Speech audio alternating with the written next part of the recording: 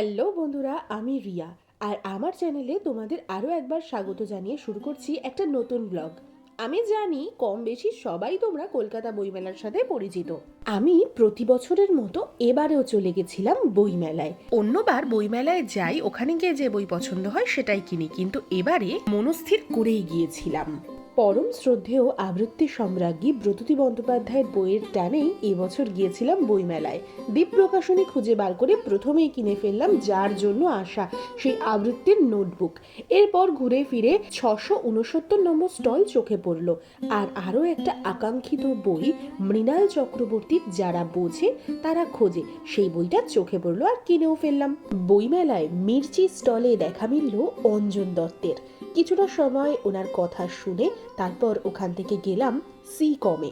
সেখানে স্টলে লাইন দিয়ে দাঁড়িয়ে সই করে ফ্রিতে একটা সুন্দর ব্যাগও পেয়ে গেলাম।